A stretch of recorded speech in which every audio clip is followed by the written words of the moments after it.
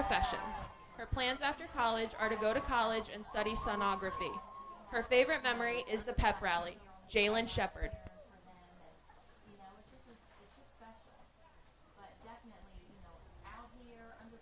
Next, we have Jalissa Sneed. She's being escorted by her father, Derek Sneed, and mother, April Sneed, and her sister, Destiny Sneed. Her technical area is cosmetology. Her plans after graduation are to go to school to be a psychiatrist. Her favorite memory is when Jalen and I were singing at the top of our lungs on our way back from the away game. Jalissa Sneed.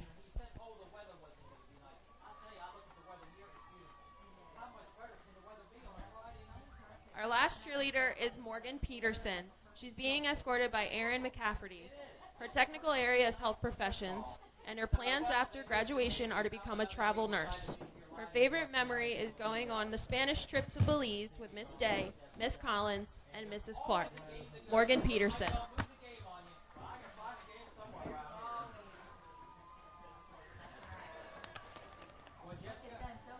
Our first football senior is number 1, Eric Reinecker. He is being escorted by his dad, Danye Everett, mom, Crystal Reinecker, and friend, Jeremiah Handy.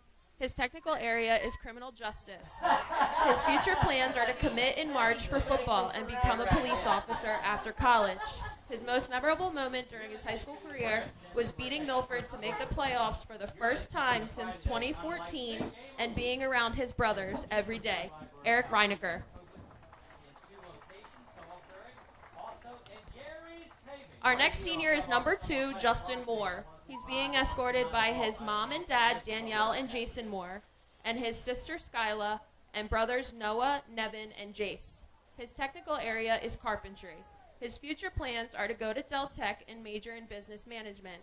His most memorable moment during high school is playing football under the Friday night lights. Justin Moore.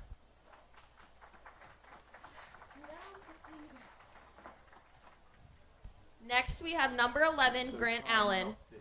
He's being escorted by Kim Allen, his mom, and his sister Lexi Allen, and dad Mark Allen. His technical area is environmental. His future plans are to attend the University of Delaware, and his most memorable moment during high school is his pick 6 against Lake Forest. Grant Allen.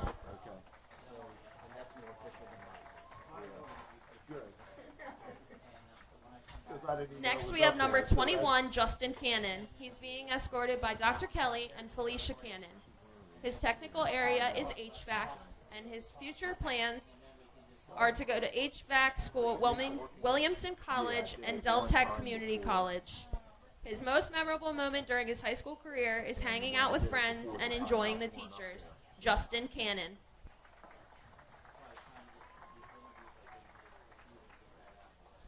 Next, we have number 24, Toby Pinky Allender. He's being escorted by his mom, Chrissy Main, and dad, Robert Main. His technical area is carpentry. His future plans are to continue to work in the welding force. His most memorable moments during high school are hanging with friends, morning workouts with the Psychos, and making playoffs his senior year. Toby Allender.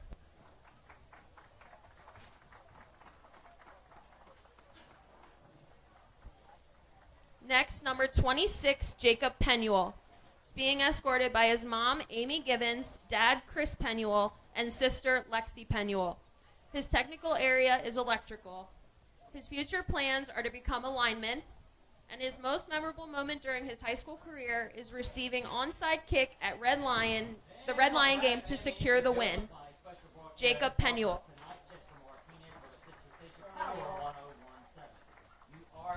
Next, we have number 31, Cade Lewis. He's being escorted by his mom, Kim Lewis, dad, Ed Lewis, and brother, Mason Lewis. His technical area is criminal justice. His future plans are to attend the University of Delaware and then go on to become a state trooper. His most memorable moment during his high school career are bus rides back to school on Friday nights. Cade Lewis. It's always a guess. I did the last time I did it. It was yeah. It's like constant. Next, we have number 33, Ian Riley. He's being escorted by his mother, Angie Schaefer, father, Michael Riley, stepfather, Anthony Schaefer, stepmother, Lauren Riley, brothers Noah Wharton and Keegan Riley, and sister Emma Riley. His technical area is electrical. His future plans are to go to lineman school to pursue a career in electrical contracting. His most memorable moment during his high school career is making the playoffs senior year. Ian Riley.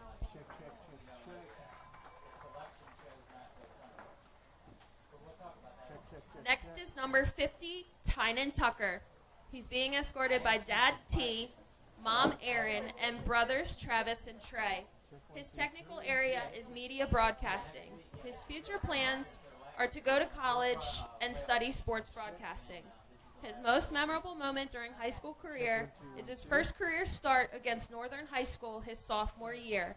Ty Tucker.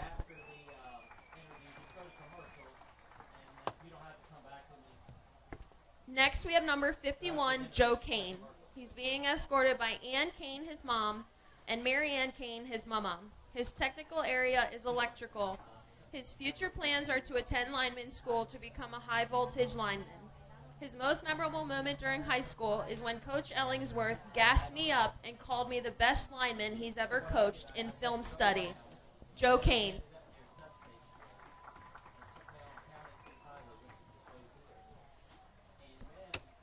Next is number 52, David DeCampley. He's being escorted by his mom and dad, Joni and Dave, and Pup-Up Joe. His technical area is electrical. His future plans are to attend UD and become a physical therapist. His most memorable moment during high school career is scoring a touchdown against Milford. Thank you, Jace. David DeCampley.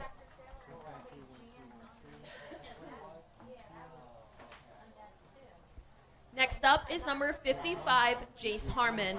He's being escorted by his mom, Corey Collick, dad, Jamel Harmon Sr., brother, Jamel Harmon Jr., and sister, Mackenzie Harmon, and sister, Aubrey Collick. His technical area is criminal justice. His future plans are to attend college and study kinesiology while playing college football. Most memorable moment during his high school career is off-season workouts and beating Milford 28-7, clinching a playoff spot. Jace Harmon.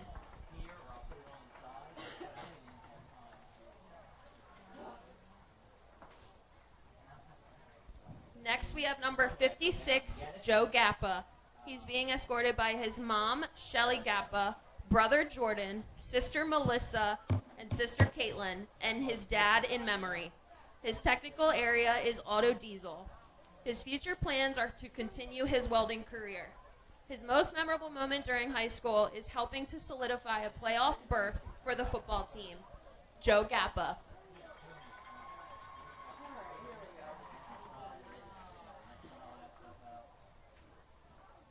Next up, we have number 66, Jaden Mifflin. He's being escorted by his mom, Amy Hughes, grandmother, Sue Dutton, and the Dancing with the Stars contestant and the 2021 CMA New Artist of the Year, Jimmy Allen.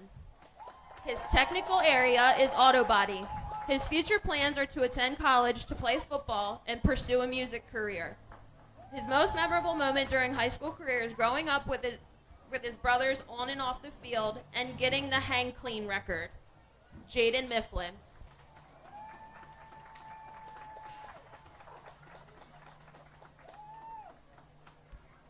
Next is number 72, Caleb McBroom. He's being escorted by his mom and dad, Angela and Ernie. His technical area is criminal justice. His future plans are to follow his dream and pursue a career in country music. His most memorable moment during high school is the energy of the stadium the night we played Woodbridge. Caleb McBroom.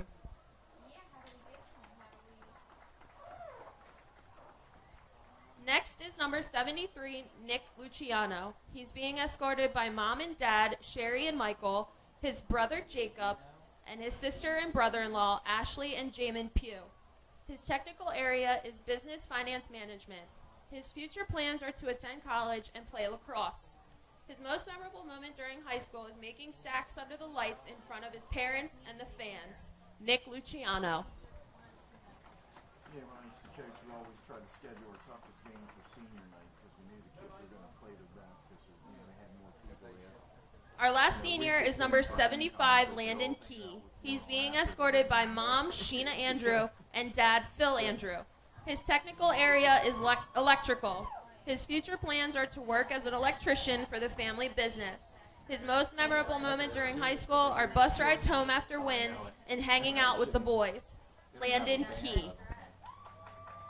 Let's have another round of applause for our class of 2022. 26,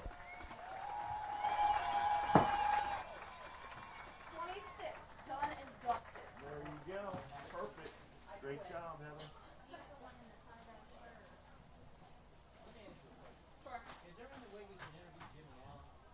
You'd have to ask our administration.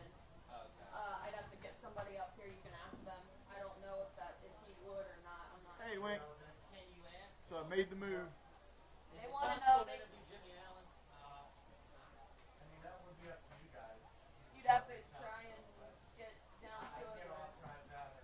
Yeah, you'd have to figure out how to get him up here. I don't know if he's leaving right away or if he's staying for the game. We just knew that he was with his nephew. Yeah.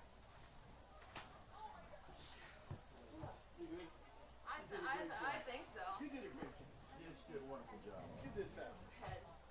I know, right? This crew in my ear over here.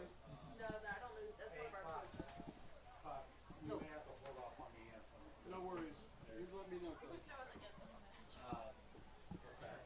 By the way, all we heard was you. But they complained there that they could hear you. But I could hear you perfectly. Roy's going to check it out, but it's going to take some time to get these people situated.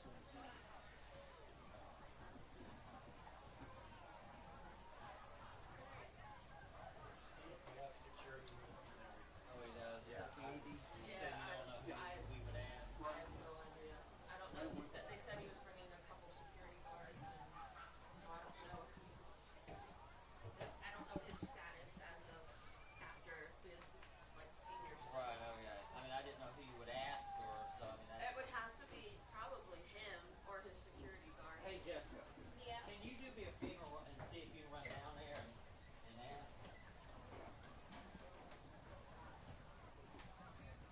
'Cause I don't know what else to do.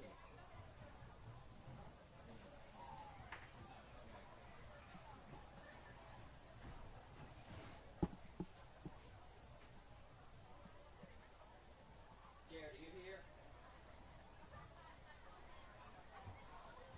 Can you hear me, Jared? No, I just want to tell you, Jessica's going down to see if we can get Jimmy Allen up here because he's with his, I guess, nephew. We didn't know he was coming, so we asked the people here how to get him. They didn't know, so she's going to go down and see if she can.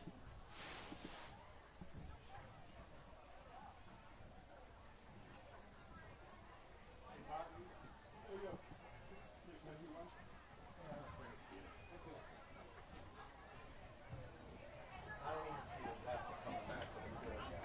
No, that's problematic. But we can do the anthem before. Okay, well, you tell me, it's 6:51 now. We got time. I'll wait for you. Don't you want the anthem before the 24th? Yeah, I already talked to We're going to do the anthem, and after the anthem, we're going to do the film. You must be, Coach? Yeah. Ryan, it looks like somebody's getting ready to come on the field. Yeah, they're still out. They're still out walking down. Okay. What happened? He's not starting on the press. Oh, he's not.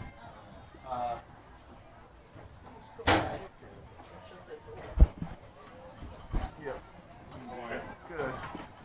No one is bringing to share. I see open with that. Could you shut that door, please? Hey, Curtis, shut that door. Yeah, it was like that time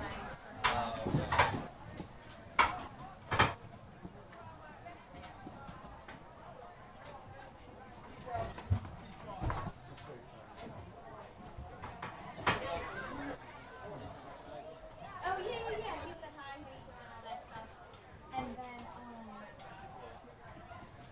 the one guy that he's with, the security, was like, oh, I'm the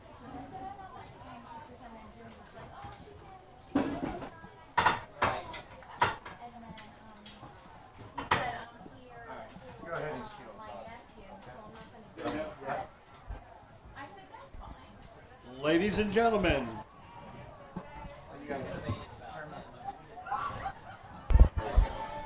you go. It should be good. ladies and gentlemen. And welcome back. You got it? I am Anthony Joseph. You are listening to the Ladies and gentlemen. Management and part of my breaking show right here on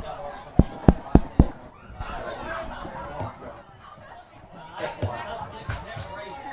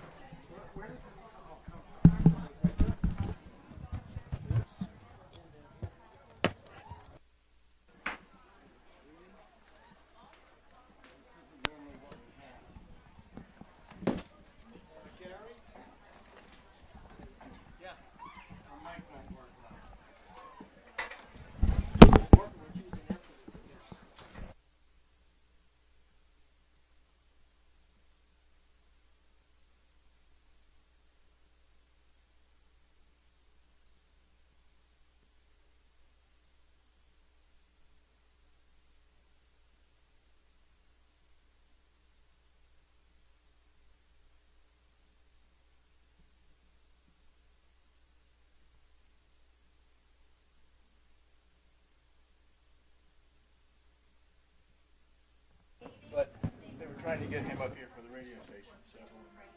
Huh? They said he's not press. I know.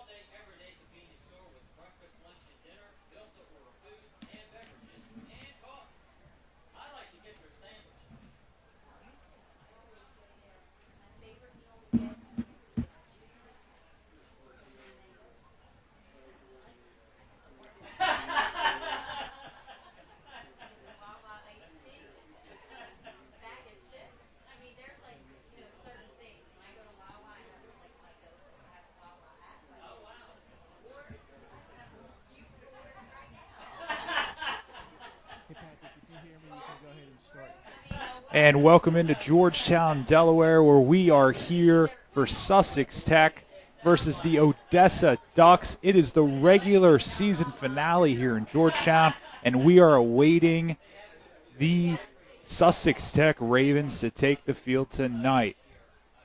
The Ravens coming into this game 5-4 on the season, coming off a rare bye week as Odessa enters 3-6 as we see the Ravens now take the field here on senior night.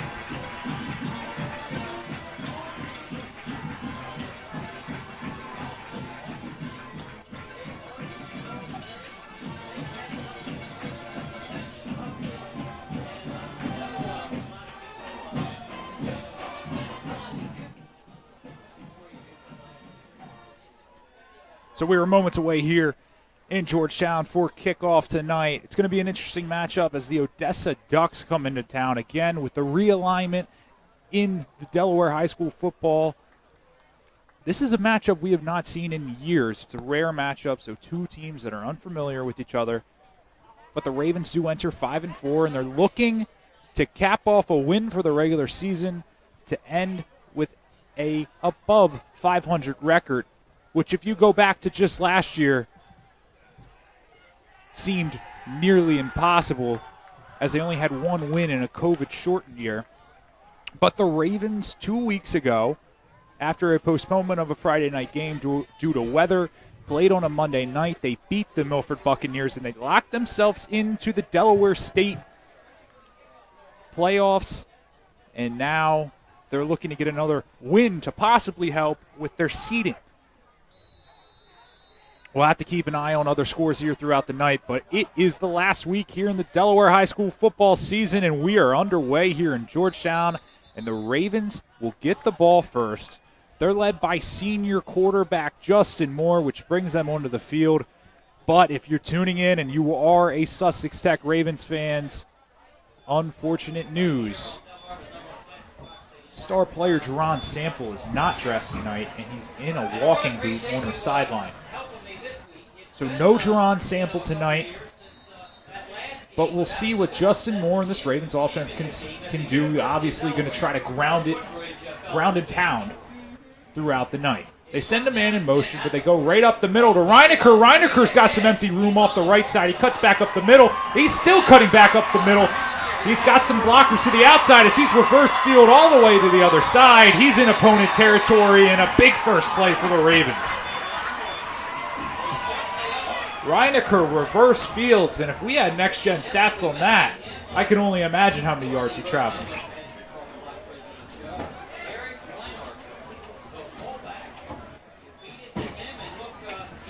So the Ravens now all the way down to the 32-yard line to begin this game. Moore will go under center, sends a man in motion. This time they give it off to him on the right side. Jeremiah Handy's got some empty room, cutting through the defense, and he just broke about 4 tackles, and now he's finally tackled as they get down into the red zone. The Ravens' 2 plays are moving right through this Ducks defense. Odessa coming off of 2 straight losses. One on the road last week against Seaford. But here they are trying to right the ship and get back to 4-6 to conclude this season here in Georgetown. They give it up the middle this time. That is Zion Roach. And he's going to, that was easy. That was easy for Zion Roach. And just like that, a minute in here in Georgetown, the Ravens are already up 6-0.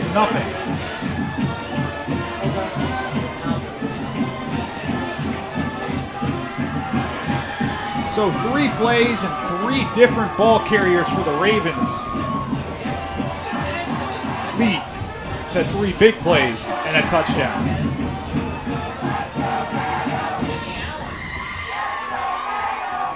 And it looks like the PAT will be good. And the Ravens are on top 7-0 now.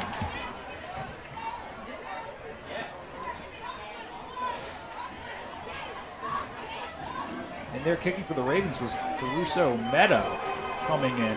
Different kicker than we've seen earlier in the season.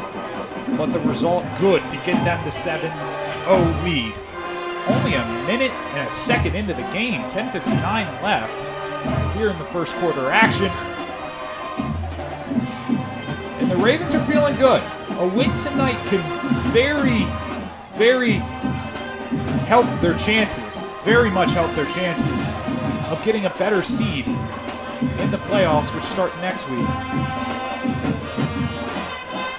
Of course, in the 2A Division 3 districts, the top 4 teams in each district get into the playoffs, and that's what the win over Milford 2 weeks ago solidified them a playoff berth. As now the Odessa Ducks will get the ball, and this was a booming kick. Will this get into the end zone or stay just short? They're going to have to pick it up. And bad starting field position. I mean, you couldn't have asked for a better kick there out of Sussex Tech. But nonetheless, the Odessa Ducks will come onto the field, and we'll see what they have in store tonight.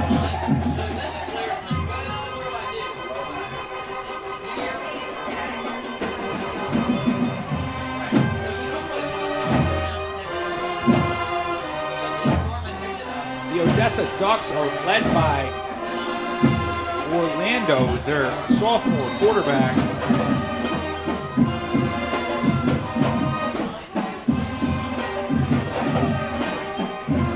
As Orlando goes under center, and he's going to drop back to pass. They got a screen, but no, that's dropped. He had a pick six. Zane Adams for the Ravens. I mean, that was thrown right to him.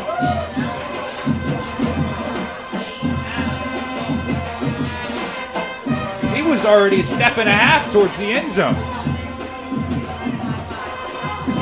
But what could have been a sure pick six ends up as a 2nd and 10 now for Odessa. So big second chance. They drop back to pass. Orlando was looking for his man on the outside.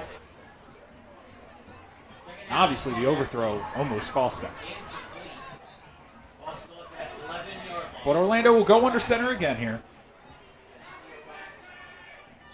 As this time, that looks like that's a flag. We'll see if they go with a false start or an encroachment here. See what the referees decide. Obviously sent a man in motion, but we'll see if they decipher that as a false start or not on the line.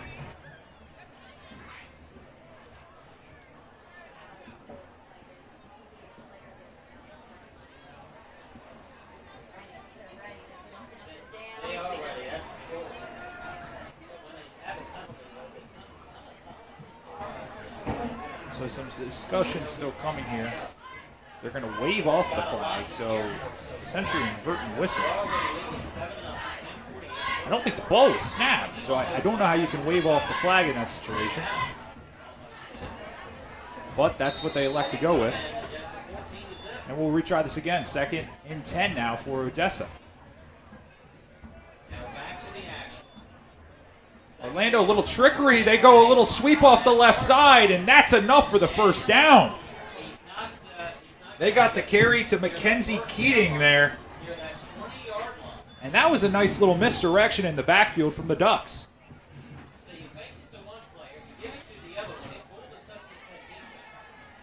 So a fresh set of downs here for the Ducks. They'll spot the ball at the 20-yard line here. And a fast starting pace here in Georgetown tonight. The Ducks looking over to the sideline, trying to get the signals here for this play.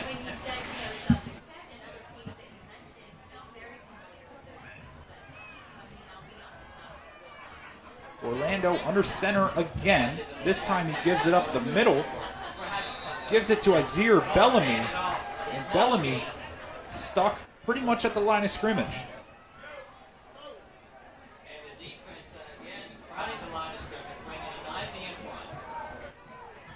So they're going to mark it as a 4th down here. They did not give him the first down on that last play. And they're going to go for it. Are they going to go QB sneak? And that's what they do with Orlando. He tries to go off the left side, but the line of scrimmage is pushed back. That's a turnover on downs for the Ravens. It looked like the Ducks were trying to go for it. it almost looked like they were thinking it was third down there, but no, the defense comes on the field. They tried to catch him with a quick snap, but the Ravens' defensive line was all over that. And now, ball on the 18-yard line. The Ravens, less than 2 minutes into this game, are primed to get another score. They have Reinecker in the backfield here. And that's exactly who they give it to. Big hole off the left side. Reinecker bulldozing. Put that one on Angry Runs. Good Morning Football. Reinecker, touchdown. 13-0 already in Georgetown. Less than 2 minutes in.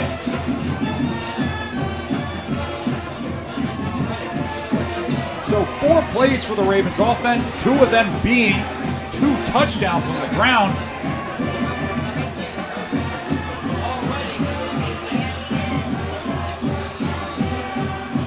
As we'll see Meadow come on to kick the extra point to try to get the Ravens up by 14 early. And that's going to miss just to the left, so it's going to remain a 13-0 ball game and a fast start here. So let's go back and let's take a look at this. Eric Reinecker touchdown here on the replay. Just a big open lane up the left side, and he bulldozes through the Ducks defense. And that's an 18-yard carry for Eric Reinecker. You know what they say, when the weather gets colder, the run game's got to get stronger, and this run game for the Ravens has not been a problem all year. Of course, not having Jerron Sample is a huge loss, but if you can get those types of runs out of Eric Reinecker, the Ravens might be looking good going into week 1 of the playoffs next week.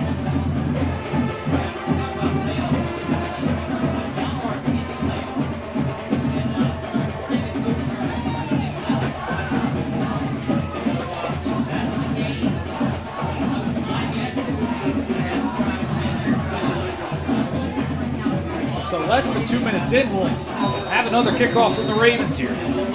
We'll see if they can duplicate what they had last time. But this time, they get a hand on it with Keating. It's going to be stuffed. They'll get out a little past the 20.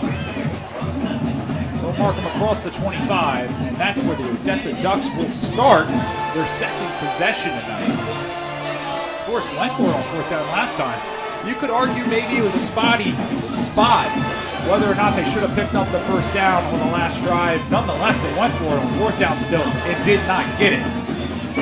But we did see some trickery, maybe not trickery, but some misdirection out of this Ducks offense last time. So Orlando back under center now. And we'll see if he can lead the Ducks on some kind of a nice drive here. But the Ravens defense sniffed out that pitch from the beginning, and that's going to be about a 6-yard loss on the play.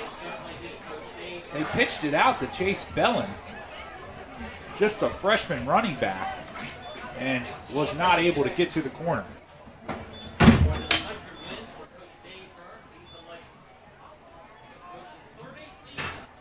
So this Ravens defense are all over the Ducks so far.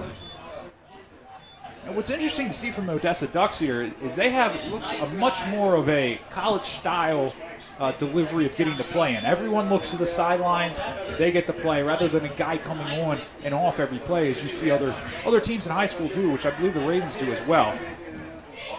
That was going to be a fake, and about 4 defenders in the backfield for the Ravens just tackle Orlando.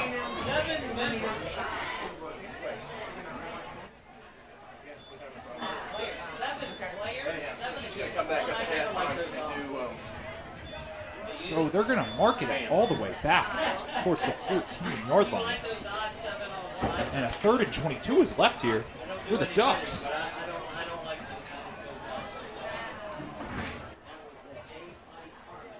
So still going to remain under center. Seems like we'll see this for most of the night with Orlando and the Ducks offense. No, ball's on the ground. I think the Ravens got it.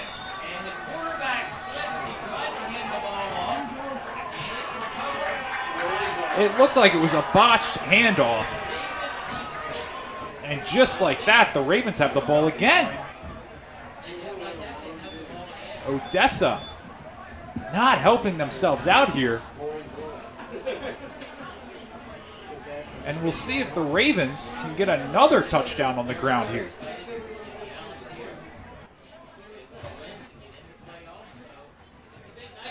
And they'll go with Reinecker in the backfield, but Roach right next to Reinecker. We'll see who they give it off to. No, they drop back to pass. Moore's got a wide open guy. That's Jeremiah Handy. He makes a man miss, and that's a touchdown. It's 19-0 here in Georgetown. That is 5 plays for the Ravens offense, and 3 of them produces a touchdown.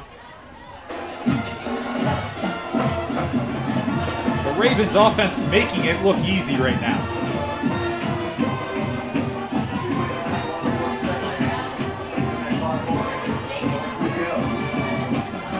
Meadow back on the kick. See if they can get it to 20-0. We're not even 4 minutes into this game yet. Still 8:22 left in the first quarter. It's already 19-0.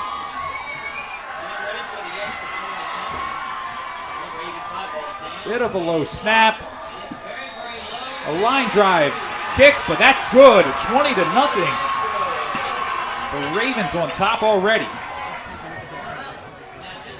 So we'll go back and we'll look at that scoring play again here as Jeremiah Handy presses the juke button, makes a man miss, walks in for the touchdown. They went pass. First pass of the night. Roll out to his right. Justin Moore on his senior night throws a touchdown for the Ravens. I mean, you can't think of a much better start here if you're Sussex Tech. 20-0. In a game that you can help your playoff odds out. And you're just doing that. You're taking care of business against a team on paper that you should probably beat. But that's why you play the games, and right now it's 20-0. So on these kickoffs, we've seen the big leg of Jaden Mifflin. And Mifflin will do a bit more of a squib up the right side. He puts a lot of spin on it, and the Ducks had a hard time trying to pick that one up. There's a late flag. Late flag off near the Odessa Ducks sideline. We'll see what that is. You would have to think it could possibly be a late hit, possibly a personal foul or something of that matter. But this will be the best starting field position for the Ducks.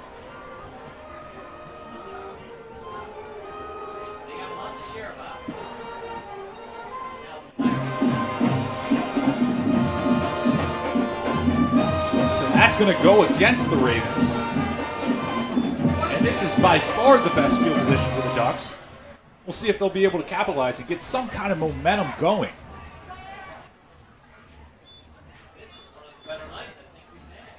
Personal foul.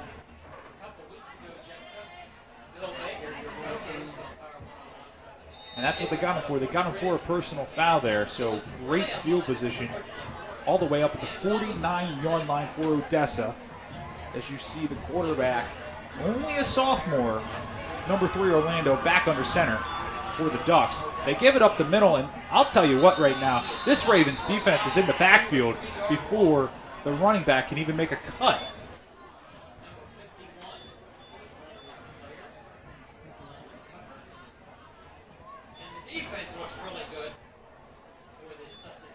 So we'll go back, and the Ravens defense just swarming.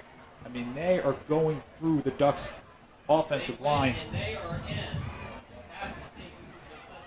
And with that, they'll mark it as a 2nd and 13 when we get back to live action.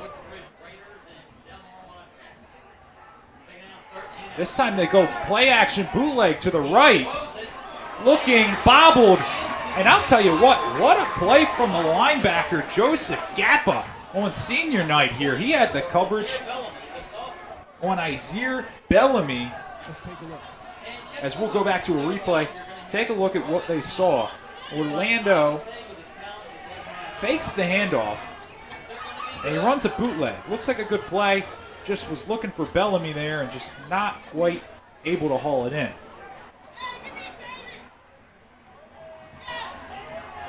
So now a 3rd and 13. Ball in the 47, and that snap was bobbled. I think Orlando got back on top of it.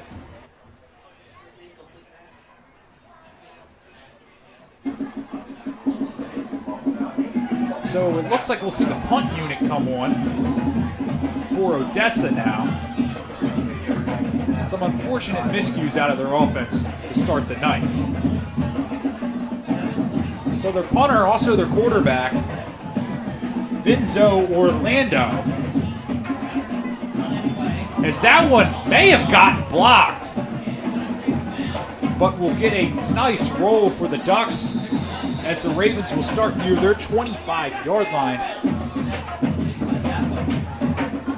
And we'll see if the Ravens were able to get a hand on this or not. As they have good rush through the middle. Orlando went off to the left side, and we'll see. Very hard to tell, but it looked like the Ravens possibly were able to get a finger on that. Something to look out for later in the night if we see another Odessa Ducks punt.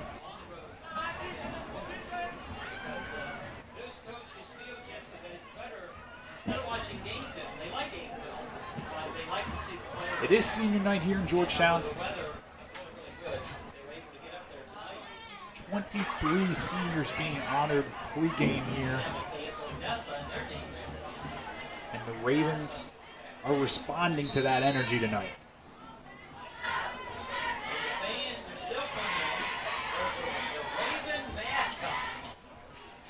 So Reinecker is a lead blocker as Zion Roach is going to take this one with his speed all the way to the house. Mark that down, 75 yards.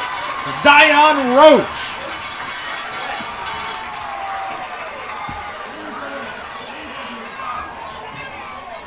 Zion Roach picks up a key block from Eric Reinecker, and the rest of the story was just trying to catch Zion Roach. His speed there was an easy lock for the touchdown.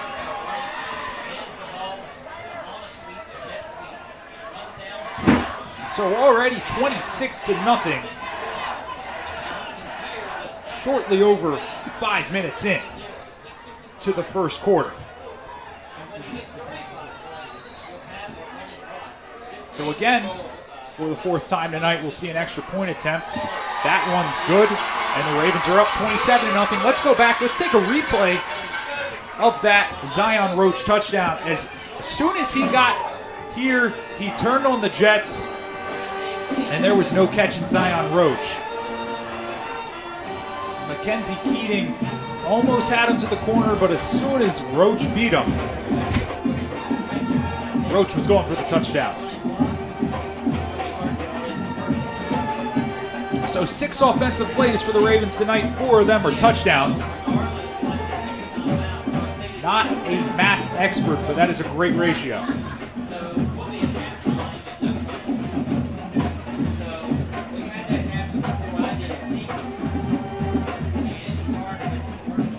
So we'll see Mifflin back on to kick it off.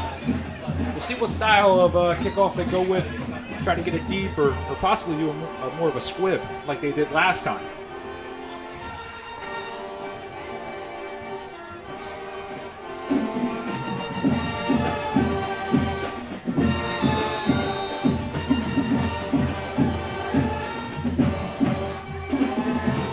Mifflin gets this one back deep, and that's fielded by Chase Bellin.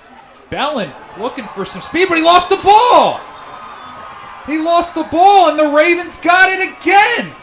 And welcome back. I'm Anthony Joseph. The Ducks are just having a hard time tonight. A lot of mistakes on their own end. Odessa on their first play. And the Ravens will get the ball back. And here was the return. The ball gets punched out, and I mean, just an easy recovery for the guy that just scored the touchdown, Zion Roach. Bellin looked like he was getting up to gear, was really at a full sprint, and he got knocked down. Ball comes out, and just like that, the Ravens offense back taking over as they give it to Reinecker. No, they didn't. They went with a little trickeration. Jeremiah Handy past the defender, not able to get into the end zone, but he'll be inside the 10-yard line. The Ravens are pulling out all the stops here on offense. The offensive line does such a tremendous job. There's a big line. I thought they were going to give that off to Reinecker. Instead, they went with Jeremiah Handy. And again, big story coming into this game was no Jerron Sample. How would the Ravens respond? They've responded 5.5 minutes in, 27-0, and they look like they're about to score again. Reinecker and Roach in the backfield. This time they give it off to Reinecker. No! The senior quarterback, Moore, keeps it. Somehow he gets through a tackle. He's near the goal line. He extends. And they rule it as a touchdown for the senior quarterback. One through the air and one on the ground tonight. Justin Moore gets in on the fun for the Ravens. And here was that trickeration there from the Ravens, going back to the replay with Jeremiah Handy. The Ravens are using these speedy running backs / receivers to really, really set the edge.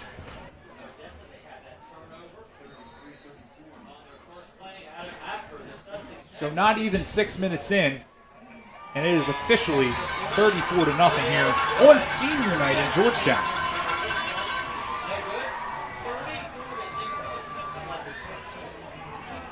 So two plays on that drive there for the Ravens. We just saw the first long play, and here was the touchdown and the extension from Justin Moore. Fought his way in there, was able to just get enough to get in for the Ravens.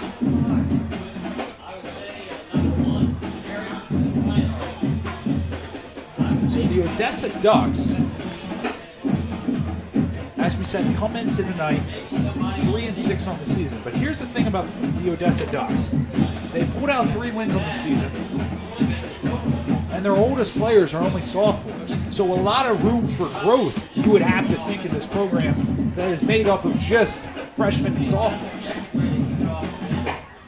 Odessa is a team in a few years that you may not want to play. But tonight, the Ravens 34-0, 5:49 in. Mifflin, busy tonight kicking off for Mifflin. And he hits that spin on the kickoffs there. That is a little tricky for any of the guys back deep to receive to really try to get a hand on it.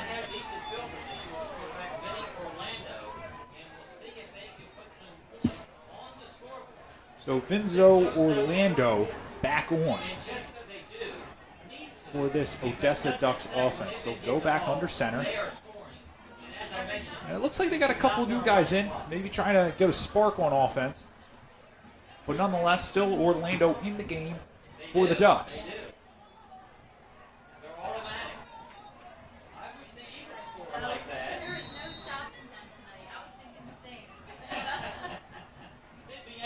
So Orlando under center here. They'll get the snap. It looked like they bobbled the snap again. They're in the backfield. Was that Toby Allender? Toby Allender in. Mark that as a sack for the senior. Just trouble with the snaps tonight for Odessa. And the Ravens' defensive line are really taking advantage.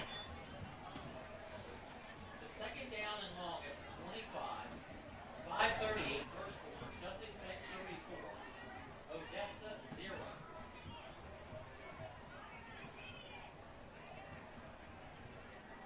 And now the officials. Yeah, they're getting upset. That's they pulled back of this Sussex Tech. Orlando does give the handoff off. Was looking to give it back to Balin. And Balin was not able to get around the edge.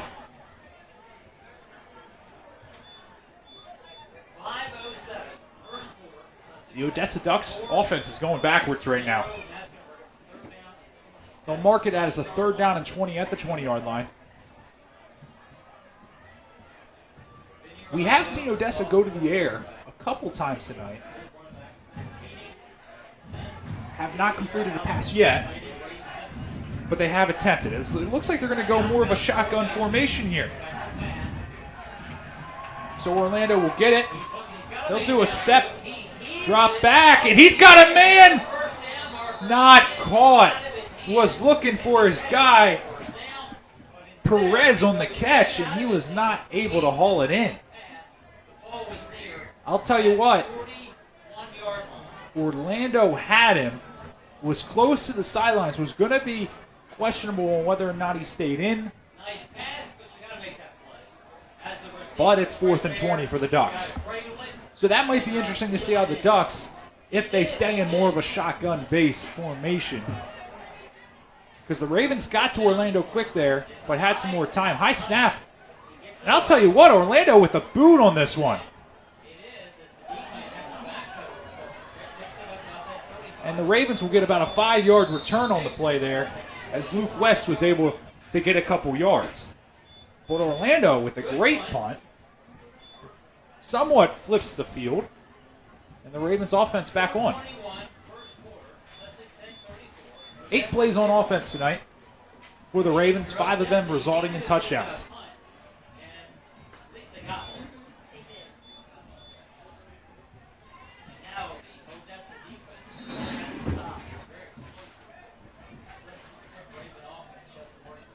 So the Ravens, as we see quarterback Justin Moore coming on inside the huddle, they're a little late with the play call.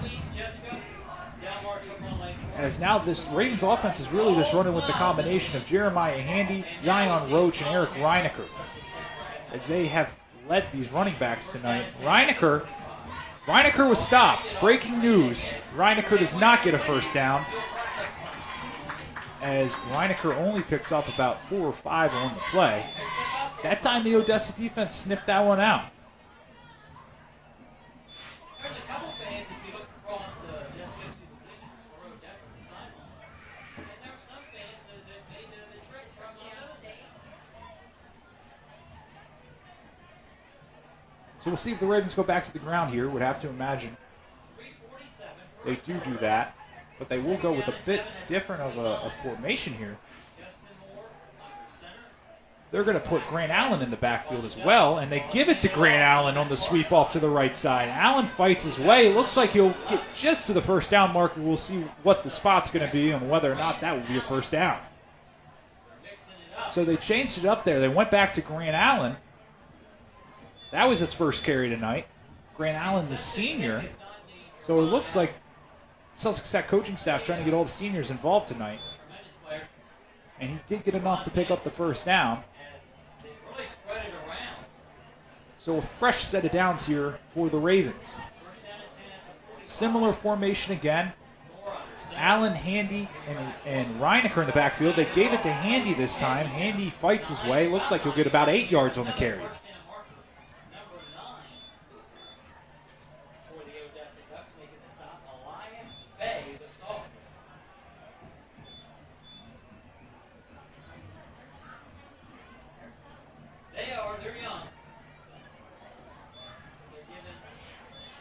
So the Ravens with a 2nd and 2 now, as some time being ticked off the clock here. Just under 2:30 left in the first quarter. Reinecker shakes off a tackler at the line of scrimmage, and he's able to pick up about 10 on the play. Fresh set of downs for the Ravens. As when you look over at this Odessa Ducks defensive line, you don't see a whole lot of, they're not the biggest guys in the world, but neither is the Sussex Tech offensive lineman. But again, Odessa, you have to look at them and you have to say there's a lot of room for growth here with all of their players being freshmen and sophomores. So Allen, Reinecker, Handy in the backfield. Handy gets it on the sweep off to the right side. He reverses field. Handy's going to take it in, and he walks in for the touchdown at the end. Jeremiah Handy have a night. Jeremiah Handy looked like he was going to at least get a few yards on the play. Reverses field, and now it's 40-0 here at Sussex Tech. 1:53 left, as you see on your screen there. So 10 minutes in, 40 points for the Ravens. As now we'll see another PAT come on here for the Ravens, as this one looks to be good as well. Make it 41-0 here in Georgetown. And we'll go back. Let's take a look at this Jeremiah Handy touchdown. When Handy cut back to the other side of the field, there was only 3 ducks that could possibly get him. And as we mentioned, the combination of Zion Roach and Jeremiah Handy with their speed is what can make this Ravens running back group very special. But not to leave out Eric Reinecker, which is a little bit more of a combination of a speed guy and a strength guy.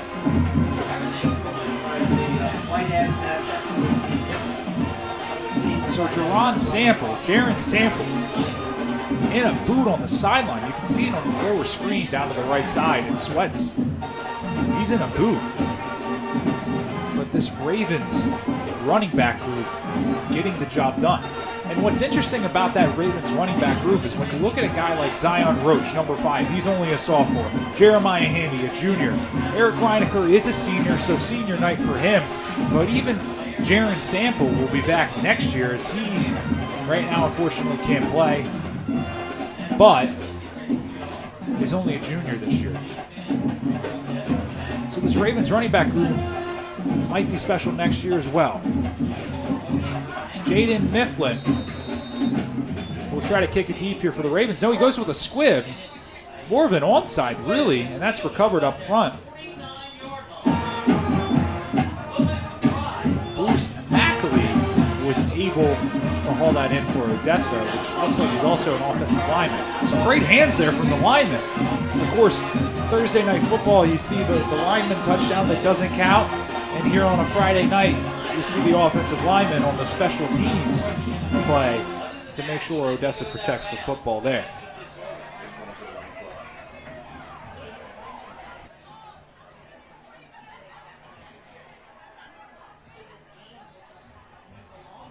Orlando back under center, so not staying in shotgun. They're going to stay under center. They gave it up the middle. This time, the Ravens defense trying to strip the ball out here.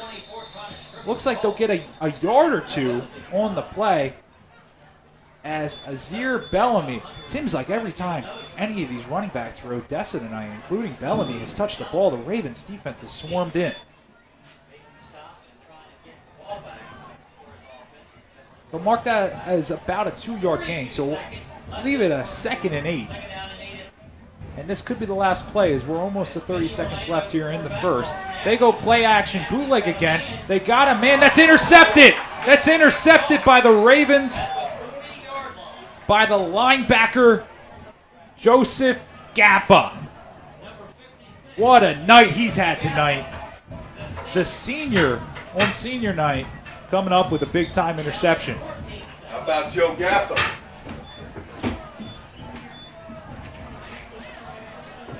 And just like that, it looks like the first quarter will come down to an end. So we'll flip fields here, and we'll go back and we'll look at the interception here.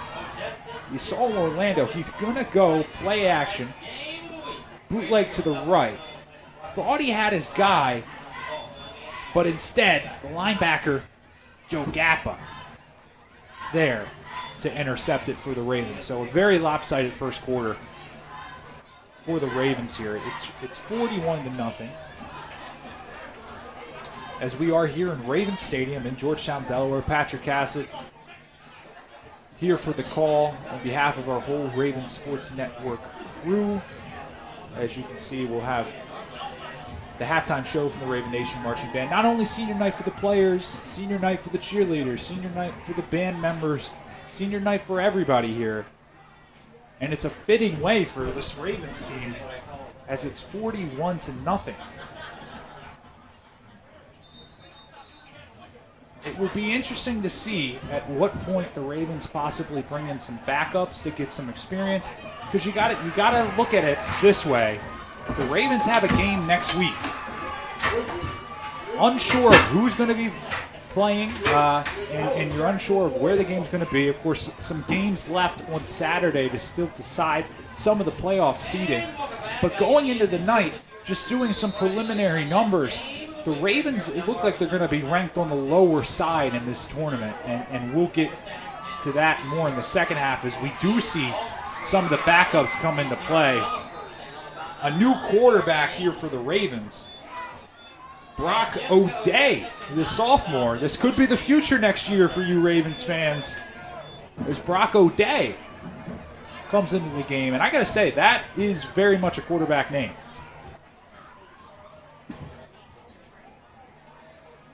And we'll see some new running backs in the backfield here for the Ravens as well.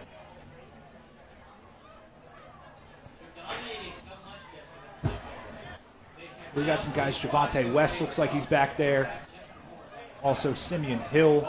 This time they give it off to Simeon Hill. Simeon Hill makes a few men miss. And he'll get to the 35-yard line. So some new guys here as the Ravens basically unload the bench here to start the second quarter. They feel confident enough up for 41-0.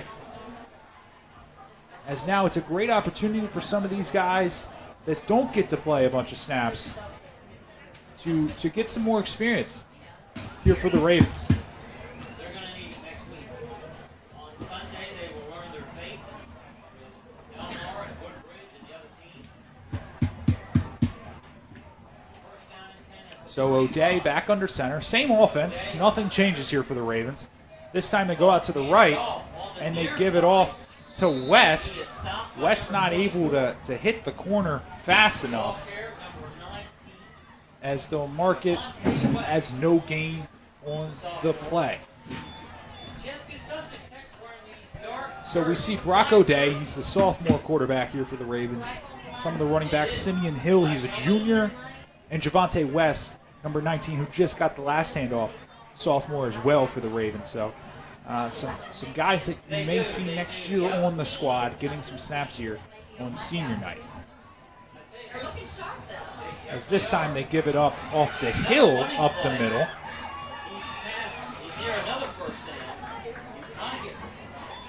And the Ravens offense keeps going forward. Positive yards here as we are almost 3 minutes in to the second quarter here in Georgetown. Joining us late, well, you've missed a lot, 41-0. The Ravens at one point had scored 5 touchdowns on 8 plays. Since then have cooled off a little bit, but still 41-0, and now they're driving again.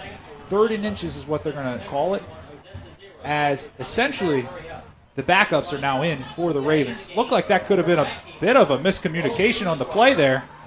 O'Day keeps it himself, and he gets more than enough for the first down. Inside the red zone. So Sussex Tech has looked very, very impressive here tonight against the Odessa Ducks. So now we essentially see more of the sophomores and the juniors in the lineup here for the Ravens, which again, like we said, Odessa, their oldest players are only sophomores. So every snap really can be a learning experience, as these guys could be a real force to be reckoned with by the time they're seniors. But right now, O'Day goes toss to the outside. Still on his feet, he's battling, he gets in for the touchdown. Mark that down, Simeon Hill, he gets in. Touchdown for the Ravens.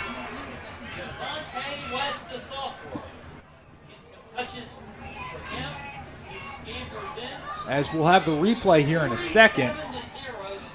But Simeon Hill, the junior, was able to pick up a touchdown for the Ravens. And now it's 47-0. 7:46 left here in the first half. Jimmy Allen was still here. He was on the sideline. We don't see it now, so he might have left.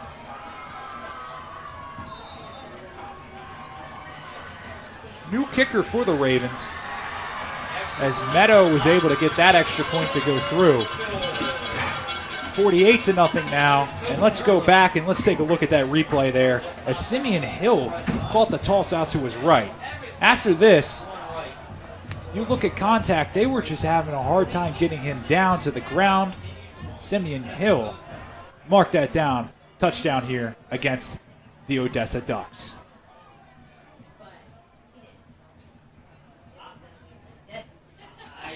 So 48-0. The Ravens are able to relax a little bit right now as this weekend they'll learn who they play in the playoffs next week. And this Ravens squad, which started out 1-3, assuming they get it done tonight, they'll be 6-4. So that's something that you have to be proud of for this coaching staff led by Brad Ellingsworth. Again, only one win last year. COVID season, had a couple games canceled. You know, and he's really had to rebuild this program. And 6-4, you have to be extremely happy with if you're Brad Ellingsworth in the coaching staff. But a playoff win could go a long way for them. But we'll not jump ahead of ourselves there. As now we see the defense get some breaks as well. Some of the seniors we saw, Toby Allender, he came off, made a big play earlier. We saw Joe Gappa make a big play earlier. Now they get to sit back, relax, and take in what seems to be the rest of this game against the Ducks. And we'll see, now the Ducks go into shotgun formation, which makes sense as they drop back. Quick, that had to slip. But instead, that was caught. An awkward pass there from Orlando. Had to slip out of his hands. Somehow Mackenzie Keating was able to come up with the grab.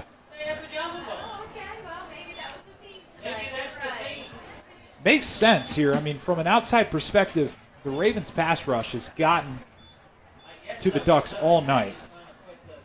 And now putting Odessa in shotgun formation has to give them a little bit of extra time for Orlando in this offense to really try to get something done. So Orlando is going to try to throw it deep as well. This time it's intercepted. Another interception for the Ravens. But there is a penalty flag on the play, so we'll see where this comes in, if this affects the result of the play or not. But it looks like the defense is coming off, so they don't feel that it's going to affect whether or not it's a turnover.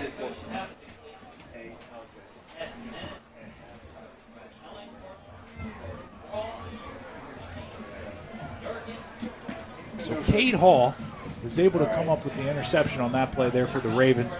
We saw earlier in the season he jumped around and took it for a pick six to the house. And another interception. He's only a sophomore, so something to look down as something positive here for the Ravens as you have that guy for 2 more seasons. Let's take a look at the play. So we saw Orlando again. He tried to throw it deep. We'll go back and we'll take a look at this replay. As you see, Orlando rolls to his right, and at that point, Cade Hall jumped the route. I mean, that's a phenomenal football play from Cade Hall to jump the route. At that point, it was a 50-50 ball between him and the receiver, and he won that battle. So Simeon Hill that time will gain about 5 or 6 yards as we are a little under 3.5 left in the first half.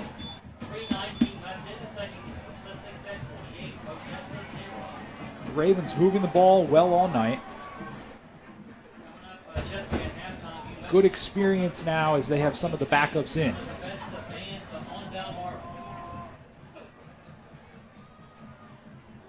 So when they take this snap and O'Day takes it under center, be less than 3 minutes left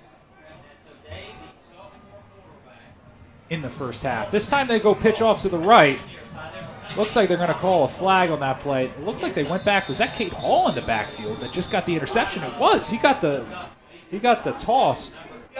Penalty on the Ravens. So negate any positive yardage as that will back them up again. As this will move the Ravens offense back. But they put Cade Hall in the backfield. And this is an opportunity to see who are the future players here for the Ravens. Who are some of the guys you get to see? Of course, a lot of development can happen season to season. New players into the program, and players out of the program. But a chance for these young guys to get some good experience. So O'Day gets it, sweep out to the right side. They gave it to Luke West this time on the sweep. As West not able to get many positive yards, if at all any. As we're under 2 minutes left now, first half action, 48-0. So in this second half, we'll have a running clock to start. And we'll get in a little bit more to the Ravens, their playoff chances, who they could possibly be looking to face, and what kind of odds you think they have to make a run here in the postseason. As 2 weeks ago, they assured themselves of a playoff berth, and tonight you would have to think they're very much helping their case of seeding here. As Cade Hall gets it off to the left side. Odessa going to be a rebuilding year for them. If the result holds, will be 3-7 on the year, as now we see the punt unit come out here for the Ravens. Sussex Tech not going to be finding out their opponent until it looks like Sunday.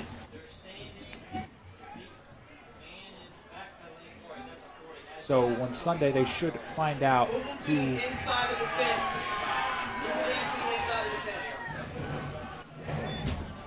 they will play. It looks like there's a little bit of miscommunication here for the Ravens. They're having trouble getting guys on. As we are close to 30 seconds now left in the first half. A little bit of a mess there from the Ravens. Was that Jeremiah Handy on the punt there? And it was. Jeremiah Handy coming in to be a punter tonight. Ravens having fun, mixing, matching guys all over the field, as it looks like that's going to be the last play of the first half here in Georgetown. So it's a 48-0 lead for the Ravens going into halftime. We'll get to watch senior night here for the Raven Nation Marching Band as you see the players head off to the locker room for halftime. The band will see the field, and you'll be able to see a live halftime performance of the Raven Nation Marching Band. We'll see you on the other side of the half. At halftime, 48-0, Ravens on top. We can hear you now.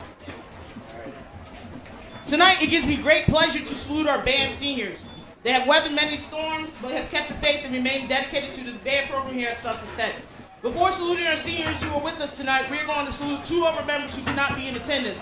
Senior flute co-section leader, Ms. Jalea Gamble, and baritone section member, Mr. Nicholas Keenan. Christy Calderon is a health pro. She is being escorted tonight by her parents, Jose and Anna, her brothers, and her aunt. Her favorite memory is when she overslept and had to rush to the school and run to the bus while everyone was yelling, "Run, Forrest, run." Mason Cathell is in electrical. He is being escorted by his parents, Michelle and Dell. His favorite band memory is when G finally let him play tuba after 2 years of asking. Alex Correa Vera is in collision repair. He's being escorted by his mother and his father. His future plans are to continue playing in a marching band with a bunch of his friends and possibly new friends. Jennifer Velasca is in Depot. She is being escorted by her parents, John and Christine, sister, brother, and her grandfather. Her favorite memory is the 2018 trip to Atlanta and marching in the Mercedes-Benz Stadium. Callie Goff is in Health Pro. She is being escorted by her parents, Katina and Clay. Her future plan is to attend a 4-year college for nursing and eventually obtain a degree as a pediatric nurse practitioner. Kristen Hardy is in D-Pub. She is being escorted by her dad, Christian, godmom Lori, mom and stepdad, George and Hedgie White. Future plans are to attend college and become a graphic designer.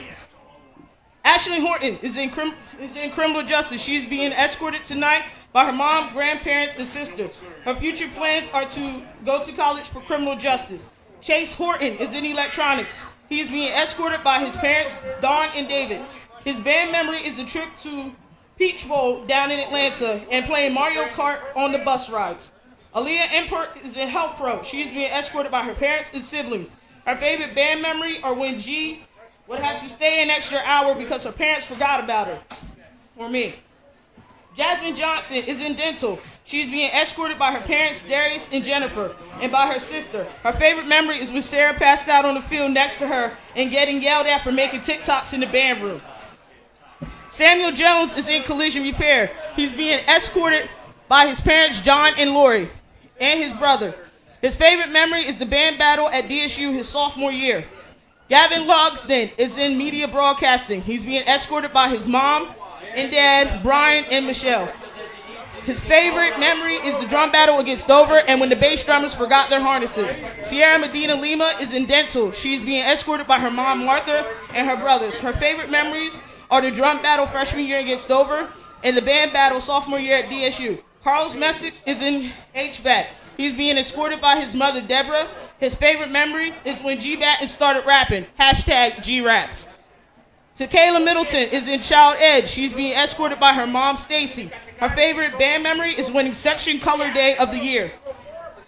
Sharon Montero Garrido is in Health Pro. She's being escorted by her parents, Bernice, and sisters. Her favorite memory is when the band went to Atlanta, Georgia, her freshman year. Eliana Nunez is in dental. She's being escorted by her parents, Veronica and Enrique, her brother.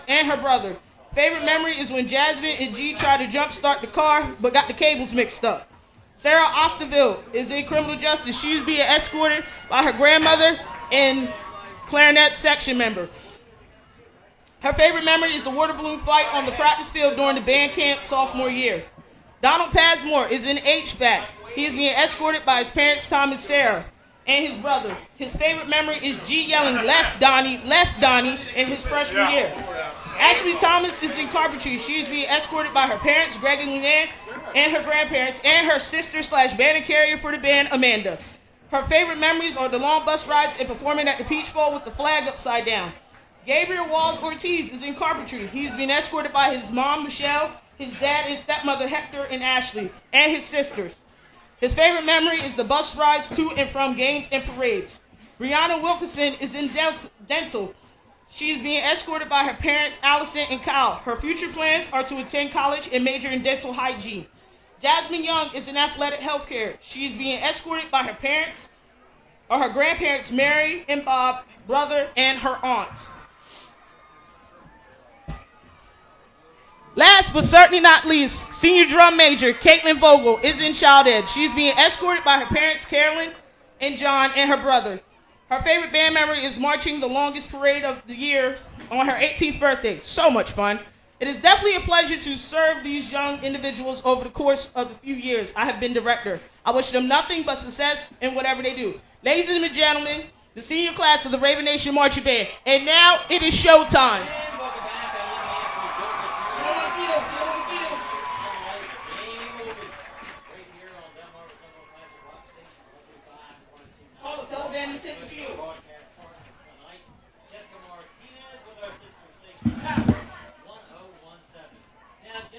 They got to get off the field. We're running out of time. We got to go. We're losing time.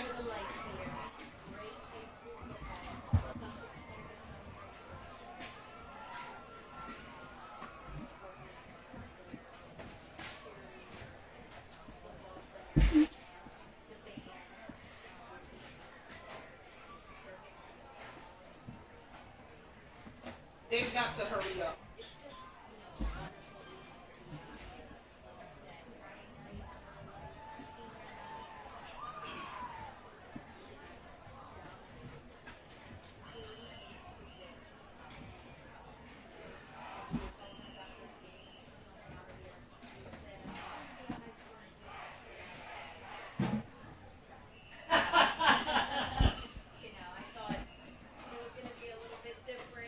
You are now listening to the mighty sound of Georgetown, the pride of Sussex County, Delaware. This is the 2021-2022 edition of the Raven Nation Marching Band.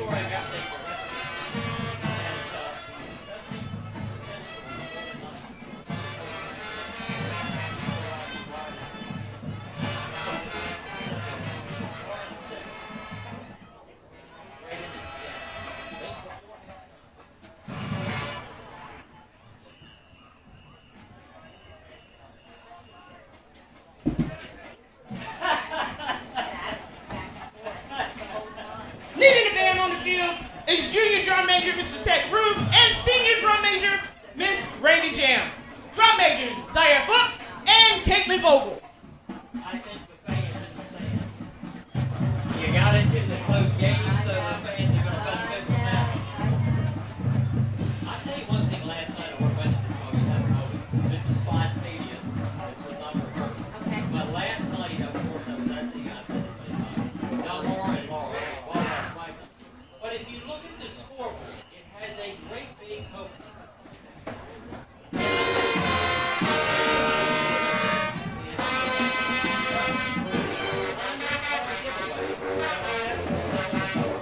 kick off tonight's show with Aria Regano's Cody. Now we bring you Poker Face, which is by Lady Gaga. This song was released in 2008 and reached number 2 on the U.S. Top Billboard in 2009.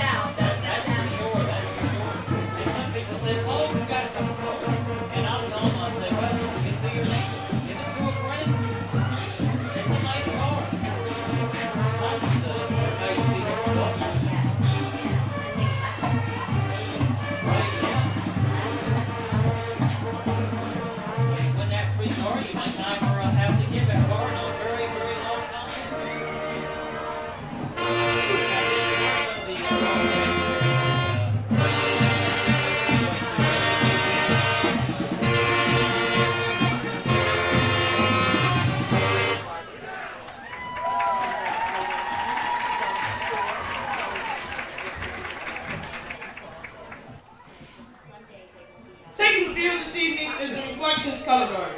They are under the direction of Miss Jennifer Target. In 2010, Rihanna and Eminem collaborated on the song that we bring you next. Ladies and gentlemen, for your listening and viewing pleasure, we give you Love the Way You Lie, Part 2.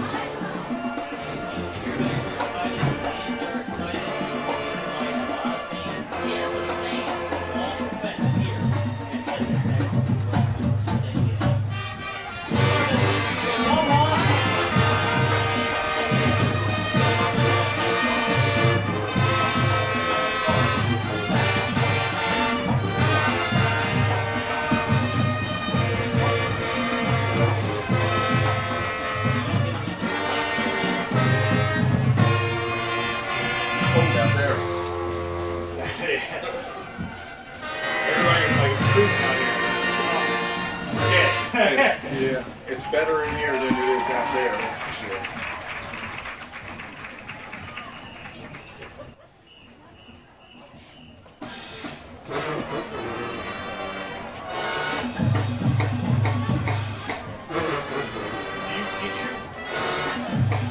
Coach wrestling. Shining bright under the Friday night lights, it's the Come Squad. Coached by Yeah, no, Miss my Paula wife Olsen teaches and assisted by Miss Melissa Olsen. started out like dating Tonight, welcome to ticket Performance booth. Wings by Little Mix. This Things song was changed, released you know, they in end up 2000 using as them well. over there doing tickets at the floor thing, but every now and then they're gonna go for this.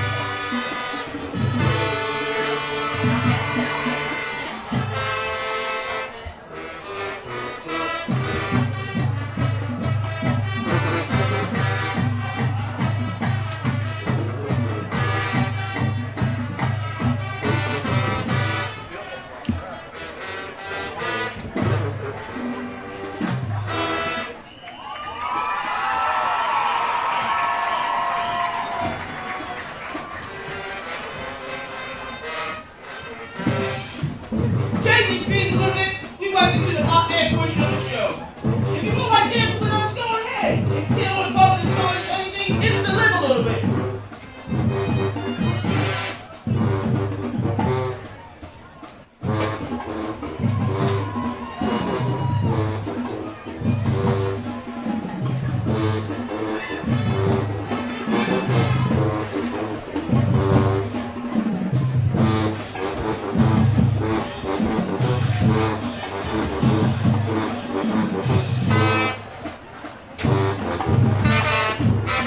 Can't touch this. Can't touch this.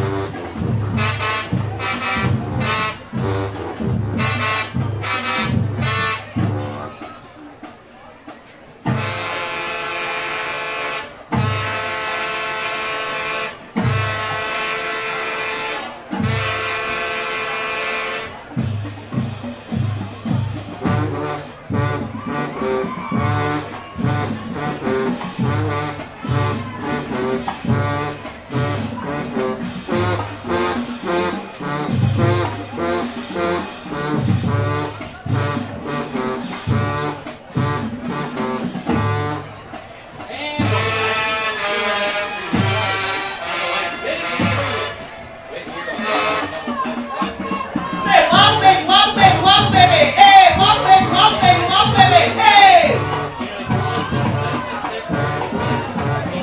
Now get in there. Yeah, yeah, get in there. Yeah, yeah, get in there. Yeah, yeah, get in there.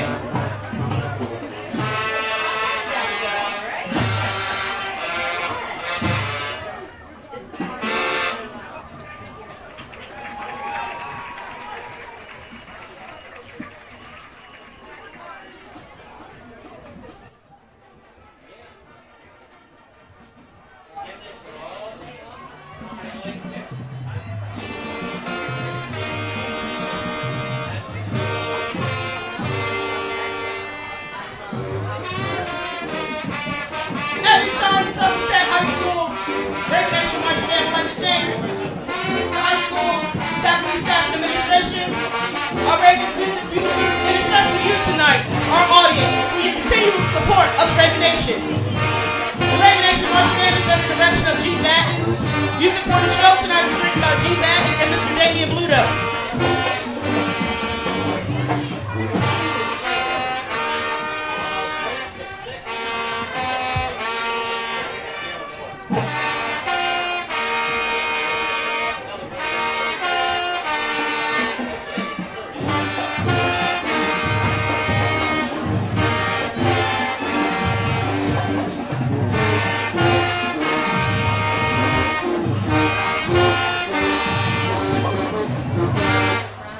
Ladies and gentlemen, one more time for the Raven Nation and one more time for the graduated seniors.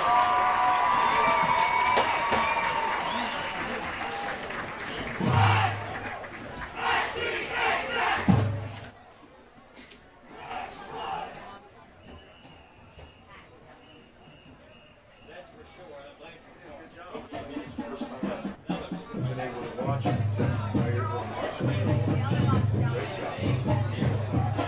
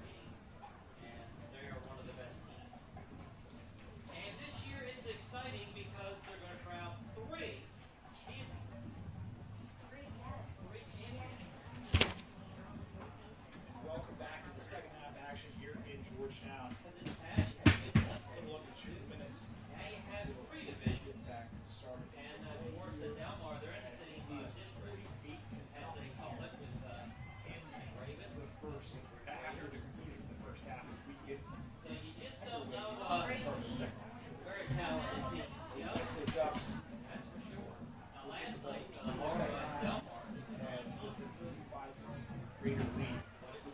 Exciting game. They battled it out. The second half, And that Ravens game offense took care of business. had never ended Able the to season. rest their starters. Last night was the first time After the as first they quarter. changed the schedule. The second quarter, they Because had normally that last game was Super Bowl. some of the later guys that underclassmen They changed it. guys that So now they're going to end it that way. And I think it turned out very exciting contest. So this will be more of a celebratory half here. Oh, it was a big crowd. I The Ravens if you want to see every celebrating their playoff berth that they got here at home. Just 2 days ago. and Joseph Sports, I took so many See next week. As for Odessa, underclassmen program, they look to try to build on this season as they try to carry some sort of momentum for their off-season training and to make better strides next year before basically it's a JV team, underclassmen roster. Winning 3 games is very impressive. So you have to give that to Odessa. As for the Ravens, we talked about what's in store next for them. Talked about here in a long time, I would say. As it has not been since 2015 fall. But the Ravens have made the playoffs. Getting close now. Already locked. Now, we won't talk about how they're screwed in this now. It's much easier. Nonetheless, Ravens. 25 minutes. All right. And now, we'll have the second half here.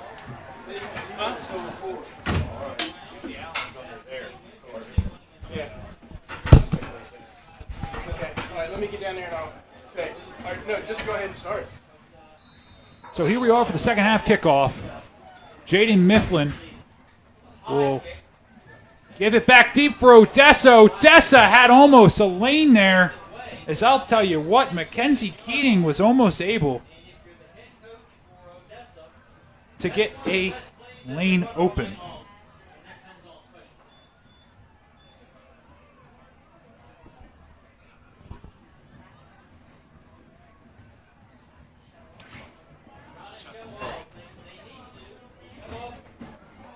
So Odessa with great starting field position here. As Orlando back under center here in the second half for the Ducks. Send a man in motion. They fake it. They give it around off to Keating, and there is no one near him. He's going to pick up. He's still shaking off tacklers. He's going to pick up about 25 on the play, and a big positive play coming out of halftime there for the Ducks.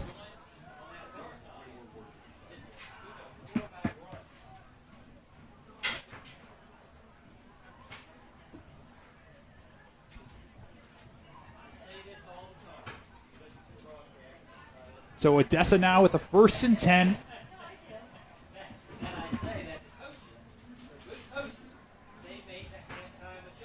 And Orlando, the quarterback and the punter, trying to lead this offense to some points. They give it up the middle. And the Ducks offense able to get some momentum going here. Able to get some positive yards as that time they gave it off to Azir Bellamy. And you got to think it's important for the Ducks here to get as much playing time, as many snaps, and just look for development among these underclassmen players. They want some points to get rid of the weight. So running clock, we are 2 minutes in here. 48-0 here at Ravens Stadium in Georgetown. Patrick Cassidy here calling for the Ravens Sports Network as they gave it off to the right side there.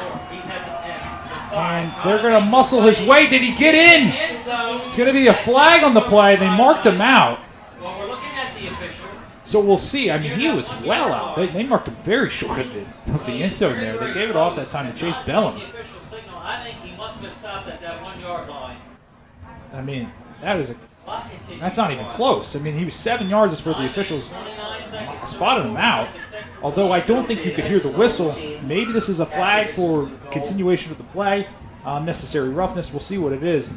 Nonetheless, they'll move it up. Looks like it's going to be a half the distance to the goal line penalty here, as Odessa is in the red zone for the first time tonight. Bunch formation. Orlando under center. Along the lane should be a quarterback. And it looks like it's a QB sneak to Orlando. Did he keep his knees off the ground? Touchdown. And they signal touchdown. The Ducks are on the board here in Georgetown. Odessa gets on the scoreboard. The Ducks came out hot in their first possession. Just like that, it's 48-6 now. And I'll tell you, Jessica, they look like a different team. Looks like are they gonna go for two? Quarterback is still, They better take some time out to get away from this running clock when it gets. quarterback's still in the field. Of course, Orlando is their punter as well. Not sure what their kicking situation is, but nonetheless, they're gonna go for it. Orlando under center. He's going to fake the handoff, bootleg to the right. Doesn't look like anybody's open. Throws across the field. It looks like that's incomplete. Was looking for his man, number 22, Braden Simmons. Just delivered it a bit short, and it's going to stay 48-6. He had a chance, Jessica. About 4 minutes in here to the second half. The Odessa Ducks able to get something going. But let's go back to that replay, and let's look at how Odessa got some of their yardage here on offense. Is they gave it off to Bellin, and they're going to say he stepped out right there. It looked like the official was all on it. Clearly looks like he was out at the end. Having the spot near the 7 or 8 might have been questionable there, but nonetheless, the penalty flag gave him half the distance to the goal. Had it at the 4-yard line, they marched in for the touchdown. Anyway, and a little explosiveness there from the Ducks.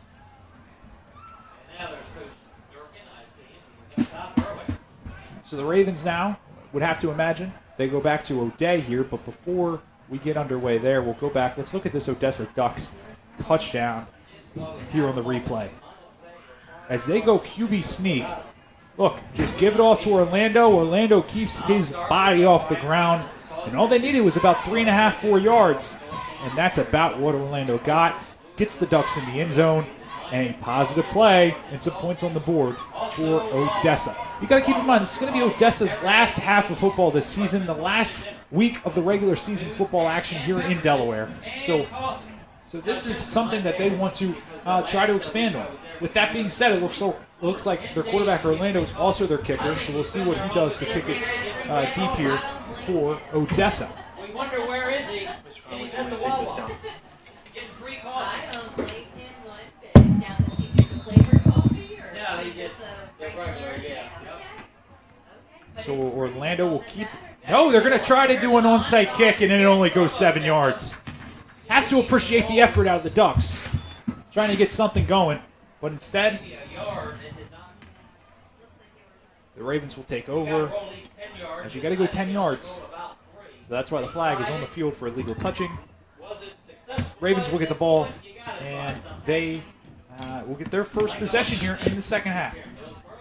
So we talked about it on the broadcast this year in the games that we've done here on the Raven Sports Network. We've talked about the Delaware high school football realignment and how things have really changed in the Delaware high school football landscape. No longer are there 2 divisions, there are now 3. They're trying to make it more competitive, and I would say, for the most part, I think it has helped. That being said, the Ravens no longer a Division I team. They are now a Class 2A team, which is the middle tier. Some of the smaller schools like Laurel and Indian River and Glasgow and St. Andrews all fall in that Class 1A, as we see the handoff to Cade Hall, as he'll get maybe a yard or 2. They're all in that first class, more so based off of enrollment and things like that. So they're all battling in that. They have 2 districts in Class 2A, which is what the Ravens are in, along with teams like Delmar, Milford, Brandywine, Howard. There were 3 districts of Class 2A, and then there's only 11 teams in Class 3A, and those are the teams like Dover and Sally's and Sussex Central. As we're going to have a 2nd and 8 here, as we are already over 7 minutes through in the second half, as they're going to go sweep to the right side. They gave it that time. He's got a cut off to the left side. Gave it that time to number 22, Micah Jerrigan, a freshman. So, I mean, you got to love that if you're the Ravens coaching staff, give him some reps. But back to talking about Class 2A, how they did it. 3 districts, top 4 teams in each district would make the playoffs, and then they would seed it off of a point index system, which the point system can get a little bit confusing. But that being said, when the Ravens beat Milford, they guaranteed them a spot in the show for the DIAA state playoffs. So there's going to be 12 teams. We do know that. There's going to be 12 teams, but what we do not know is we do not know how the seedings are going to end up, and we do not know who is going to be the Ravens' opponent as O'Day takes it out to the right side. He lowers a shoulder. The sophomore trying to be tough out there, not give up any yardage. But the Ravens, when you look at them this year, they beat the teams you would say they probably should have beaten. And therefore, with the point system, you're rewarded if you play a good strength of schedule. Therefore, even if you don't win, you do get some sort of points. But a win is equal to 4 points, and it'll get very confusing. We're not going to go through all of the point index system. But when going through the math, it did seem like the Ravens were going to be on the lower end. Of course, they're only going to be a 6-4 team going into that, as this time they give it off to the left side with the fresh set of downs. They'll pick up a few yards, and that with Simeon Hill on the carry. The Ravens look like they're going to be one of the lower-ranked teams here in District 2. Does not appear that they're going to be the lowest ranked, though. That could fall to a team. It looks like it could possibly be a team like Newark, which is right now sitting at 4-5. So, yes, even with the point system, there you definitely do see some correlation on whether or not how many games you do win in the season. But this year the Ravens went 3-3 in their district, and their district included a couple teams that were new to the Ravens. Of course, they have played Milford before in years past, but they played Woodbridge, Caravel, Delmar. Those were all teams that, to be honest, the Ravens did struggle with, and those are all the other 3 top-seeded teams ahead of the Ravens in that Class 2A district that they are in. And what's interesting about the Ravens is you would have to think when they played some of those teams, it was not nearly their best football team. What I mean by that, as you see O'Day go with the bootleg to the right, he had a man open, was looking for the freshman there, Mike Jernigan, not able to hit him, as it's going to be a 4th and 2, and we'll see if the Ravens just keep the offense out here. But the Ravens started playing their best football towards the end of the year. They're going to leave them in, it looks like, on 4th down. So we'll go to this. 4th and 2 now. Ball on the 28. Just a little over a minute. So third quarter flying by. O'Day will try to pick up 2 yards with this Ravens offense. Got to think it's in that weird territory where you don't really want to punt inside the 30. Probably don't feel confident doing a field goal here. So the Ravens will just go for it on 4th down. As it looks like O'Day's going to keep it off to the left side. He's got a blocker or 2, but can he get to the line? I don't think he's going to get there. The Ducks defense comes up with a 4th down stop. No, he didn't. It was most of the team there. How about that from the Ducks, is now they'll come back out on offense. But when we looked at the Ravens varsity schedule, they played teams. Laurel's actually a class below them, as it looks like that could be the last of the plays here in the first quarter. But when they played, we said Caravel, Woodbridge, Delmar were the 3 teams ranked ahead of them in their own district. They lost to all 3. Woodbridge, they hung in there, 27-14 loss. Delmar, 29-12. You saw it here on the Ravens Sports Network. That's a game that I felt that the Ravens could have won, but things got away from them. And then against Caravel, they did not put on a good show. They got shut out 42-0. But that was September 16th. If you're the Ravens, you got to be thinking that was a different team. As they started out 1-3, and now they're going to sit here. It looks like this result's going to hold, and it's going to be a 6-4 team, which means they went 5-1 down the stretch, which you have to take. So, like we said, the Ravens have beat all the opponents they probably should have beaten this year, but they struggled against the teams that you look on paper that are better. That being said, when you look at the Class 2A playoffs, with there being 3 districts, obviously not every team played each other. You look at schools like Archmere, which going into the night was 9-0, 6-0 in their district, and they had only allowed an average of 7 points per game, but they averaged 29.4 points scored. So that's a great differential, as you see on your screen, 48-6 here in the third quarter, as we're going to get this fourth quarter start here shortly. So basically, what's being said about this Class 2A and this whole Delaware football realignment is you do not want to face Archmere. You would rather stay away from schools like that. You would much rather stay away from Wilmington and Friends and other schools like that. Delaware Military Academy, another team in the class you would want to stay. And then the ball's on the ground there. Orlando able to pick it up. But yeah, you look at Delaware Military Academy, Archmere, and maybe Wilmington and Friends. Those are, I would say, the 3 teams you do not want to face. And with how the seeding and how the point system is going to work, I don't think the Ravens are going to draw Archmere. But they have to look at a team like Wilmington and Friends and a team like Delaware Military Academy. Which, by the way, Delaware Military Academy, as we see the running play go out for about, and they're going to call a late hit or something there. We'll see what that call is. But back to Delaware Military Academy. They've only allowed 5.9 points per game, and they score 42.8. So avoid Delaware Military Academy and avoid Archmere, and the Ravens might have a shot because they do play that run-dominant type of football where they have somewhat of an options with 3 different running backs, 4 different running backs, receiver combinations that they can go various routes, and you have the senior quarterback with Justin Moore. So it's going to be interesting to see. As we'll go back to this replay here on the late hit, and we'll see clearly down, and they're going to mark them out, and then it looks like,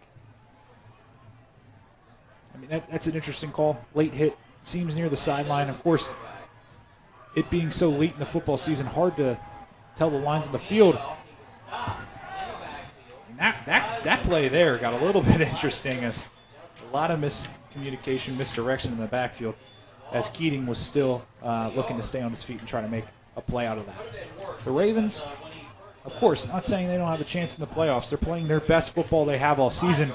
But I think if they get a little luck with how the points index system plays out and who they draw on Sunday in the selection, we'll go a long way to see if the Ravens can get a playoff victory next week. This time they go toss off the right side, and the Ravens defense all over it. That was on a 2nd down, so this will leave a 3rd down and long now for Odessa. Just over 9 minutes remaining. Again, we said the Ravens have not made the playoffs since 2015. That's a 6-year drought. Last time they made the playoffs was under head coach Mark Quillen. He's now with the Seaford Blue Jays. But the Ravens, led by coach Brad Ellingsworth, I don't know if you can talk about this enough. They won 1 game last year. It was their last game of the season. And this year they're going to go 6-4 and make the playoffs. I mean, that is a tremendous turnaround. Of course, last year, COVID, everything like that. Nonetheless, a dramatic and impressive turnaround for this coaching staff to go 6-4. Don't know if they're the most talented squad, but I'll tell you what, they seemed very well coached. And that run attack will have to lead them to a victory in the playoffs if they look to do any damage. As they go pass off the left side on 3rd and long, it looks like they're going to have about 5 yards left. He found Jordan Earl on the reception. They just ran, it looked like maybe a little post, a little slant route. That gets in the 5 yards. Clearly, you would think Odessa's going to go for the 4th down here. That will mark them as a 4th and 5. Another key thing to watch out for the Ravens next week is Sample back. It's number 7, Jaron Sample. Jaron Sample make a return. We don't know. He's in a boot tonight. We'll see what that recovery is. We don't have a report on that. But what we do know is it looks like that's going to be a free 5 yards for the Odessa Ducks, as I think they're going to get an encroachment because they sent a man in motion. I think that's going to be right on the spot of the first down. So I think that's going to be a free first down. I mean, it's directly on the line. And they will move the chains. So that penalty flag will give Odessa a brand new set of downs. Ball perfectly placed on the 50-yard line. They're very, very young, so you expect that in the future they're going to be good because out of Middletown you have some tremendous players in that area. One of the most famous. So Orlando back under center here for Odessa. They go off to the right side. And I'll tell you what, doesn't matter the players in here for the Ravens. The defensive line, and whether it was in the first quarter, some of the seniors, whether it's the guys out there now, they have been able to get to the Ducks.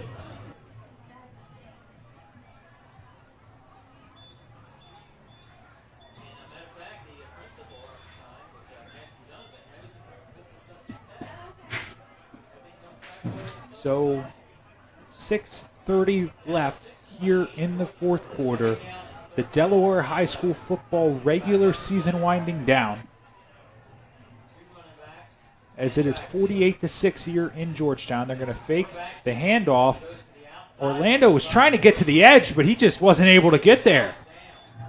I'll tell you what, Orlando took a big hit there from the Ravens. They give him a hard hit, Jessica, and Orlando just keeps getting Orlando hanging in there, leading this very underclassmen squad, only freshmen, only sophomores. Look for them to be a team here in the future to really make a run. But right now it's 48-6 here for the Ravens.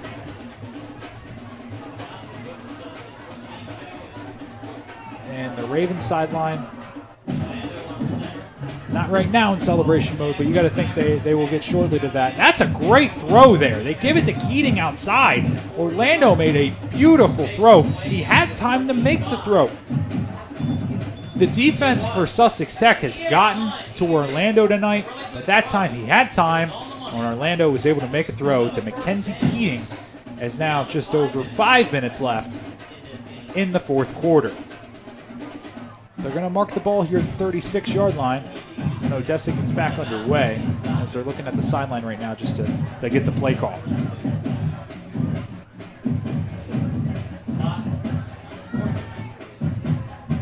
I have to imagine the Ravens will be on the road, so no home football playoff game next week yet. With the seeding and the record they have this year, you can't imagine that. What a throw! Orlando gets the connection with the freshman Braden Simmons. And I'll tell you what, if Orlando was going to put that ball anywhere, he had to put it in that spot. And what a throw by Orlando. So we'll go back and look at this replay. Just some motion out to the left. I mean, that's a beautiful touch throw by Orlando.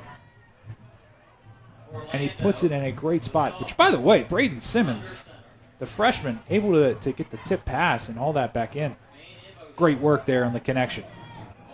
They give it up the middle this time. It's Bellamy. Bellamy gets down to the 6-yard line. And Odessa Ducks are back in the red zone. They are threatening. Now that's what happens, Jessica, when you keep throwing. You mix it up. They went straight up the middle, almost sort of like a fullback dive type of play there. And Bellamy was able to get in for, or not get in for the score, but able to get down to the 6-yard line to get into the red zone. This time they give it off to Bellamy again to the left side. He'll gain about 2 or 3 on the play, and they'll have the ball within the 4-yard line.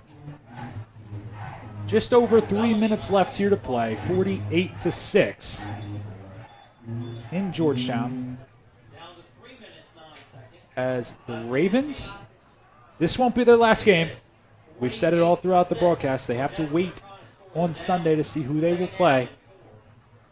But the Ravens are back in the postseason, and right now they're just looking to get into the locker room with under 3 minutes. Bellamy gets the fullback dive again. It looks like he gets in for the score, and Odessa with 2 touchdowns here in the second half.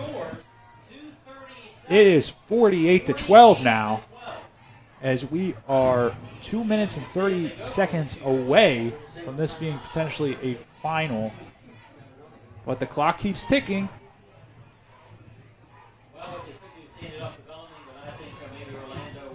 And we'll see if Odessa can get the two-point conversion. Two-point conversion will make it a 48-14 ball game. We'll put the score differential at 34. Orlando under center. No, he fakes the handoff. They throw back to the right side. No, the left side was looking for Keating, and the Tech defense just able to get a hand on it. As we'll go, let's take a look at that replay there. As we saw Orlando give the handoff to Bellamy, and Bellamy, just the toughness, just the strength to get into the end zone. So a minute and 30 now as the clock keeps ticking down here at Ravens Stadium in Georgetown, the last regular season home game. And these Ravens fans this year have been treated to some high-scoring games at home.